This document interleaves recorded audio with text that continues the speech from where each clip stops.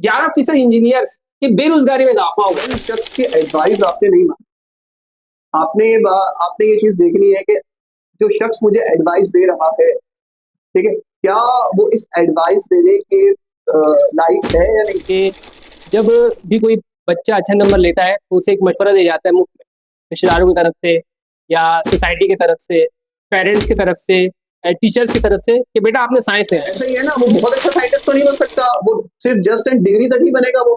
तो अब मैं कहूँ कि यार 90 प्लस बच्चा फिर वो जाकर वो साइंस के अंदर वो तमगा इम्तियाज क्यों नहीं हासिल करता, कभी नहीं कर सकता यार। A square plus 2 plus B square मुझे क्यों सिखाया गया, अलजेब्रिक मैं कहाँ पर इस्तेमाल करेंगे। वो आर्ट साइंस है, वो आर्टिस्ट बन सकता है, ठीक है, वो एक वकील बन सकता है, मैं कह सकता हूँ, लेकिन साइंस के अंदर वो जो पर्टिकुलर ऑब्जर्वेशन उसे चाहिए वो चीज उसके अंदर नहीं है।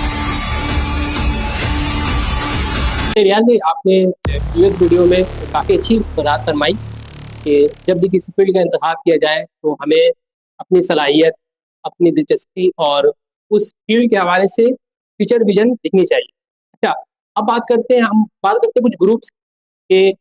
जब भी कोई बच्चा अच्छा नंबर लेता है तो उसे एक मशवरा दिया जाता है मुफ्त में, रिश्तेदारों की तरफ से या सोसाइटी की तरफ से, पेरेंट्स की तरफ से, टीचर्स की तरफ से कि बेटा आपने साइंस लेना है।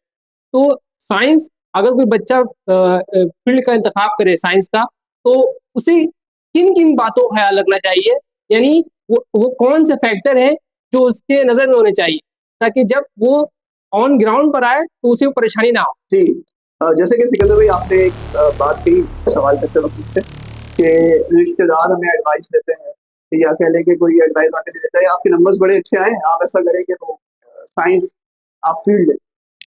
तो देखें, फर्स्ट ऑफ ऑल ये चीज़ हमें समझनी होगी खास तौर पे बच्चों को कि हर शख्स की एडवाइस आपने नहीं मानी। आपने ये चीज़ देखनी है कि जो शख्स मुझे एडवाइस दे रहा है, ठीक है, क्या वो इस एडवाइस देने के लायक है या नहीं, ठीक है, क्या वो तमाम पैरामीटर्स को जानता है जिस फील्ड के बारे में ये कह रहा है कि अच्छा है। देखिए, लास्ट वीडियो में भी मैंने आपसे ये बात कही थी कि सिर्फ नंबर वो मयार नहीं है जिसके बिहाफ पर आप फील्ड सेलेक्ट कर सकते हैं, और बहुत सारे लोग आपको बहुत सारी एडवाइस देंगे, तो हर शख्स इस लायक भी नहीं होता कि उसकी एडवाइस को आप मानें। हाँ, एडवाइस दे रहे हैं आप बिल्कुल सुने, लेकिन ये है कि आपने एडवाइस उस शख्स से लेना है जो आपके बारे में जानता है। आप टीचर से लें, आप उस शख्स से लें जिसने आपकी तरबियत की है, जो आपको बहुत अच्छे से जानता है कि आपकी एबिलिटी क्या है। फर्स्ट ऑफ ऑल तो ये। अच्छा, अब हम आ जाते हैं साइंस की तरफ। आपने कहा कि साइंस, तो इसी तरह एक शख्स जो कि बहुत अच्छे नंबर्स लेकर आए 90 प्लस है उसके, लेकिन वो बहुत अच्छा ऑब्जर्वर नहीं है, वो चीजों को बहुत अच्छे तरीके से नहीं समझ पाता, सही है, वो आर्ट साइंस है, वो आर्टिस्ट बन सकता है, ठीक है, वो एक वकील बन सकता है, मैं कह सकता हूँ, लेकिन साइंस के अंदर वो जो पर्टिकुलर ऑब्जर्वेशन उसे चाहिए वो चीज उसके अंदर नहीं है, एनालिटिकल स्किल्स उसके अंदर नहीं है, ठीक है, और मजीद चीजें जो उसके अंदर होनी चाहिए दिलचस्पी के हवाले से साइंस के मौजू के रिलेटेड जो फील्ड्स में होती हैं वो नहीं है। तो अगर कोई उसे एडवाइस दे रहा है कि आप जाकर साइंस पढ़ लें, तो मुझे बताएं कितना अच्छा साइंटिस्ट बनेगा। वो बहुत ही अजीब सा कोई मतलब चीज निकल कर आएगी। ऐसा ही है ना, वो बहुत अच्छा साइंटिस्ट तो नहीं बन सकता, वो सिर्फ जस्ट एंड डिग्री तक ही बनेगा वो। तो अब मैं कहूँ कि यार 90 प्लस बच्चा फिर वो जाकर वो साइंस के अंदर वो तमगा इम्तियाज क्यों नहीं हासिल करता, कभी नहीं कर सकता। क्यों? अच्छा, इसके अगेंस्ट अगर आप देखें, एक शख्स इसके 61 है, लेकिन वो बहुत अच्छा ऑब्जर्वर है, ठीक है, वो और हजारों मिसाल मौजूद है हिस्ट्री के अंदर, अगर आप देखना चाहें तो देख सकते हैं, आप गूगल करके सर्च आउट कर लेंगे। वो बच्चे जो कि फेल हुए, ठीक है, मुसलसल फेल होते आए, फिर वो आहिस्ता आहिस्ता आगे बढ़कर और वक्त के बड़े बड़े साइंटिस्ट बने वो।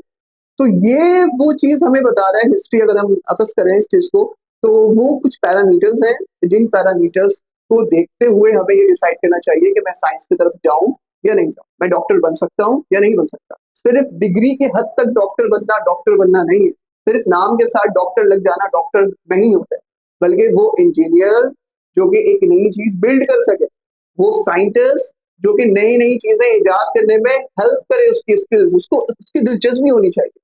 तो हमें वो फील्ड्स पर फोकस करना चाहिए। तो आए, अब मैं वो फैक्टर्स बताने की कोशिश करता हूँ कि जिन फैक्टर्स के मैं यहाँ वैसे तो बहुत सारे हैं, लेकिन कुछ मैं बताने की कोशिश करता हूँ। जैसे कि फर्स्ट ऑफ ऑल सबसे पहले आपका क्या है, आपकी दिलचस्पी है या नहीं। आप इट्स सेल्फ किसी की बात ना माने, कोई ना कहे कि तुम बहुत अच्छे साइंस में हो, क्यों? आप जरा उनसे पूछे क्यों? आप कभी सवाल कर लें, कोई आपसे पूछे नहीं आप साइंस में बहुत अच्छे हो, तो आप उससे पूछे कि मैं साइंस में क्यों अच्छा हूँ, आपको क्यों अच्छा लगता हूँ? वो हो सकता है 80% आपको बंदे ये कहेंगे कि तुम्हारे नंबर साइंस में अच्छे आते हैं। क्या सिर्फ नंबर ले लेना काफी होता है? क्या सिर्फ वो रट्टा लगाकर वो सब्जेक्ट के वो सवाल के जवाब दे देना काफी होता है? नहीं। असल में वो इन डीप नॉलेज अगर आपके पास है तो आप साइंस की तरफ आए। अगर आप बिल्कुल एक लंबे सफर के मुसाफिर बन सकते हैं और लंबा आपके अंदर सब्र, इंतजार और मेहनत करने का काफी ज्यादा आप पोटेंशियल रखते हैं, तो आप इस फील्ड की तरफ आए। अदरवाइज ये फील्ड आपके जी सर, आपने काफ़ी डिटेल से चीज़ें समझाई कि फील्ड का इंतखाब किस तरह किया जाए, साइंस के बच्चे में उनको कौन सी ऐसी सलाहियतें होनी चाहिए। इससे इनकार नहीं कि रिस्क का मालिक रज़्ज़ाक है। लेकिन ज़ाहिर है जब बंदा कोई चीज़ कर रहा होता है तो रिवॉर्ड सोचता है कि रिवॉर्ड क्या है। अगर हम इंजीनियर्स की बात करें तो एक इदारा है PIDE, तो उसने हैरानकुन रिपोर्ट शाये की 2023 में। उसने जो रिपोर्ट शाये की वो ये कि 2019-20 में उसने एक रिपोर्ट किया और 20 और 21 में दोबारा उसने सर्वे किया। सर्वे में उसने रिपोर्ट किया कि 11% इंजीनियर्स की बेरोज़गारी में इज़ाफ़ा हुआ।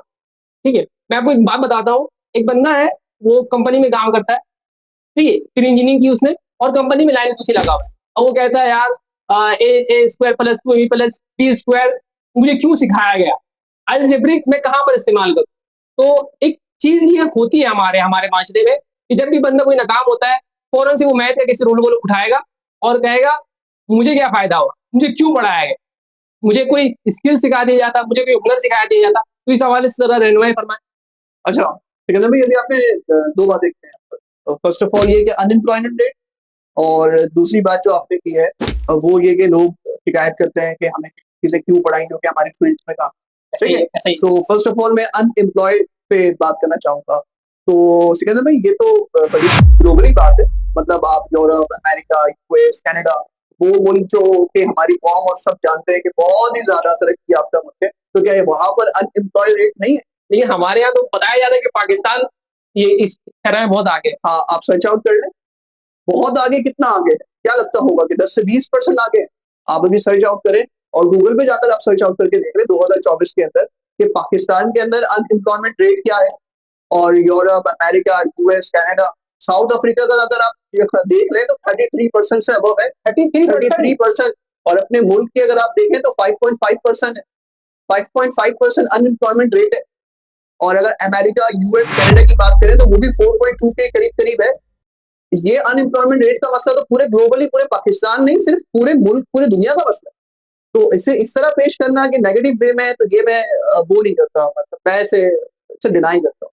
हाँ, प्रॉब्लम है, हम पाकिस्तान में बहुत सारे प्रॉब्लम्स हैं जैसे कि हालिया रिसर्च के मुताबिक ये पता चला कि आपके जो यूथ है, यंगेस्ट यूथ के अंदर सिर्फ 11%